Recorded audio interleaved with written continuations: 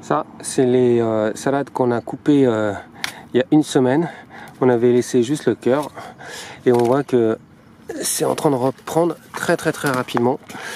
Donc c'est des rouges, des Batavia rouges grenobloises, et on voit que quand on laisse le cœur, et ben on peut avoir très facilement une seconde récolte. Et si les lapins nous les laissent. De ce nouveau jardin, hop, on vient de voir un lapin qui vient de passer. Donc c'est eux qui nous mangent beaucoup de choses. Donc il faut protéger, il va falloir qu'on apprenne à protéger nos cultures. Et là donc la vie revient au niveau des pommes de terre avec encore une fois un doryphore que je chope et que je mets dans l'eau. Alors ça, les doryphores, il faut bien, par contre, la dernière fois au niveau de la vidéo, j'avais oublié de regarder sous les feuilles. Et c'est très important de regarder s'il n'y a pas d'œufs. Voilà, ça a l'air d'être bon. Voilà.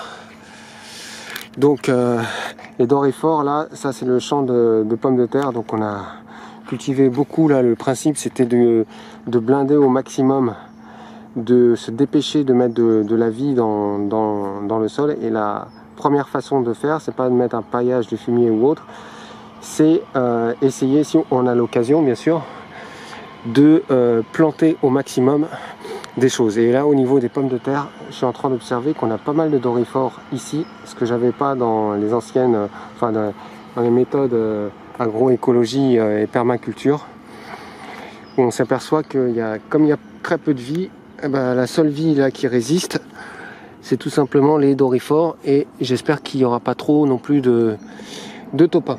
Donc aujourd'hui on va faire ici, là on a une parcelle qui était des petits pois qui n'a pas fonctionné, enfin qui plutôt a bien fonctionné pour nos amis les lapins parce qu'ils nous ont tout mangé.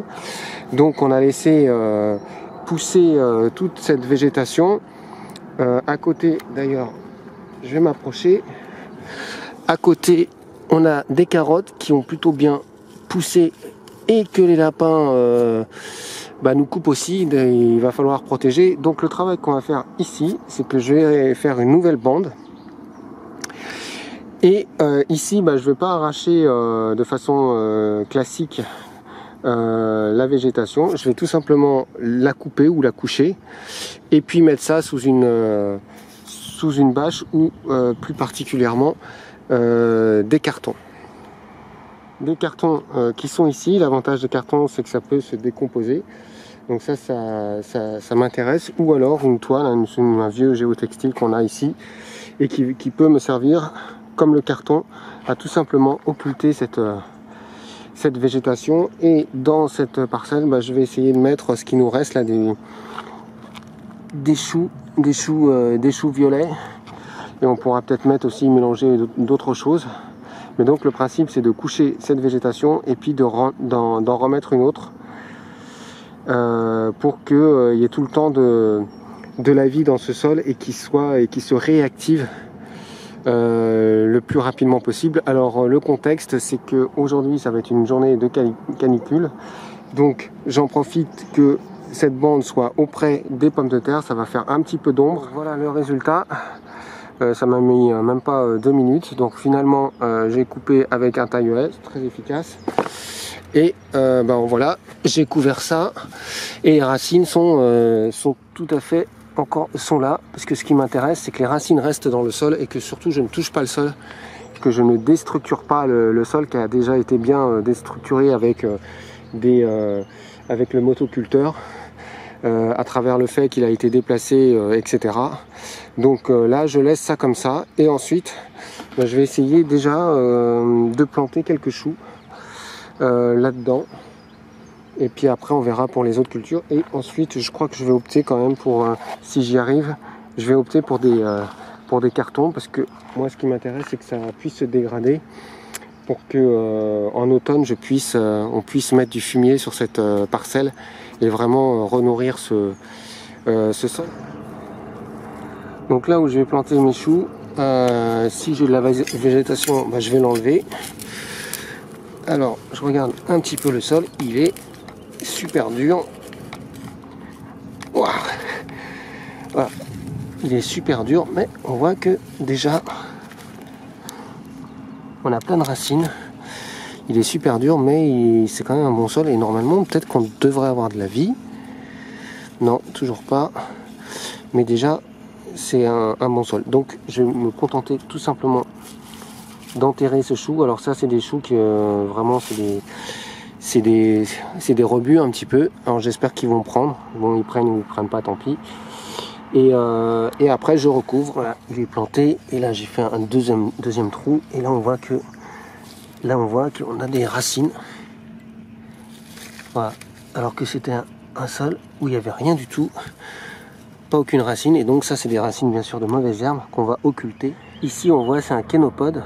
Et on voit les racines traçantes. J'ai dû l'enlever pour mettre le chou. Mais on voit très bien les racines fasciculées, là. Et on voit très bien le pivot qui perce complètement le sol. Et c'est ça qui est intéressant, c'est de laisser normalement... là, j'allais planter mon chou dessus, mais c'est de laisser ces plantes-là, de les couvrir, donc elles vont mourir, la racine va mourir, et vous voyez la taille du pivot, bah, ça permet à des galeries, à des vers de terre de passer et de faire des galeries, donc ça apporte la vie. C'est ça qui va apporter très profond au niveau du sol de la vie. L'inconvénient de cette méthode, c'est qu'on le voit ici, là on a de la vie dans ce sol, donc cette vie elle était aérienne, elle est aussi au niveau des racines, et elle est à peine installée que effectivement on commence déjà à enlever cette vie. Donc je vais juste simplement faire une ligne et profiter que là de toute façon j'ai un rang de carottes, et juste à côté j'ai mes pommes de terre, ça c'est des binges, donc je vais les avoir encore pour un bon bout de temps. Mais c'est le seul inconvénient, c'est-à-dire que quand on recouvre effectivement cette larve, eh ben, elle va mourir avec, ou elle va aller ailleurs, mais on tue quand même de la vie. Donc vous voyez déjà les choux que j'ai plantés là-dedans. Alors moi je mets une petite explication, moi je mets du carton tout simplement parce que j'ai pas de paille. Mais si j'avais de la paille, je mettrais de la paille qui me servirait pour occulter. Si je mets ici du carton, c'est tout simplement que j'ai pas d'autre solution que soit de mettre du carton, soit de mettre une bâche. Voilà, et puis de me servir aussi de mauvaises herbes que j'ai dans une cagette que je vais remettre à même le sol et qui va me nourrir mon sol. Vous voyez qu'ici j'ai un kénopode et il est encore debout, et il va me servir à nourrir mon sol. Et ici on a déjà même là les limaces. Il va falloir que je fasse quand même très attention là pour mes choux.